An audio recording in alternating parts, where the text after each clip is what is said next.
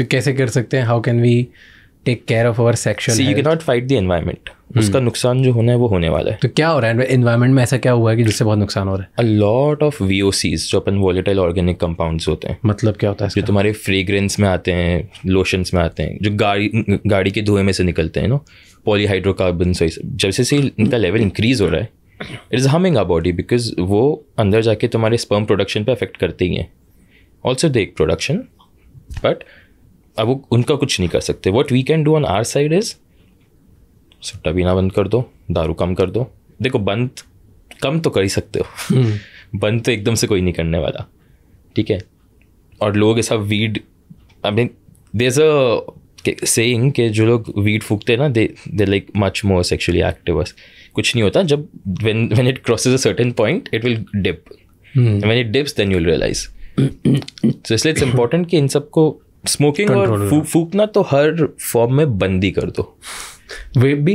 वेप तो बिल्कुल नहीं. वेपिंग से क्या होता है? वेपिंग से डू यू थिंक ज़्यादा वेप करने वालों के साथ अगर आप बहुत ज़्यादा वेप करते हो तो इज़ देयर एनी रिसर्च और एनीथिंग, और may be you have seen a case कि जो ज़्यादा वेप करता है उनको बच्चे नहीं होते, या उनको टेस्टोस्टेरोन उनका कम होता है, या उनको इरेक्टाइल डिसफंक्शन होने के चांसेस होते हैं? Do you think is there anything like that? Because मैं एक पॉडकास्ट देख रहा था वेपिंग पे, एंड्रयू हुबरमैन का, उसमें वो ये सारी बातें करता है. I tell you what, vape will have the same effects as cigarette without tar.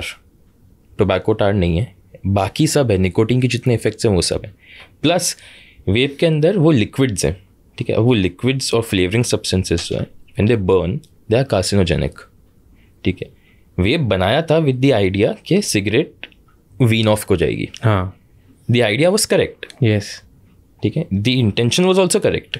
But what started happening was because you can smoke it indoors, ठीक है. तुम रूम में बैठे बैठे कर सकते हो, सिगरेट में उठ के जाना पड़ता है. द फ्रीक्वेंसी इंक्रीज्ड, तो डैमेज कम है, फ्रीक्वेंसी बढ़ी.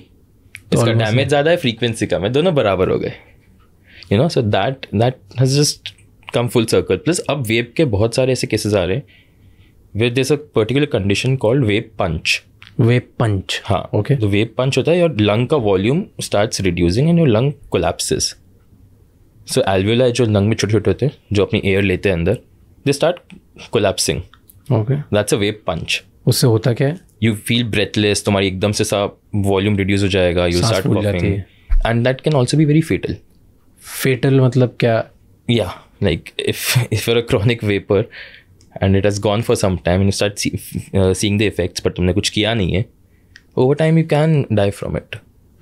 तो अगर तुम बहुत वेपिंग कर रहे हो, या तो उससे तुमको ब्रेथलेसनेस आ सकती है, सांस फूल सकती है बीच में, और अगर तुमने उस टाइम पे ध्यान नहीं दिया और वेप करते गए, या if it's gone for a long time it will have those effects. तो फर्टिलिटी इस केस में अफेक्ट हो रही है, but that's not your worry right now. Your worry is to save yourself. अगर ऐसे और भी बहुत इंसाइटफुल शॉर्ट्स और क्लिप्स देखनी है तो इस चैनल को सब्सक्राइब कर लो.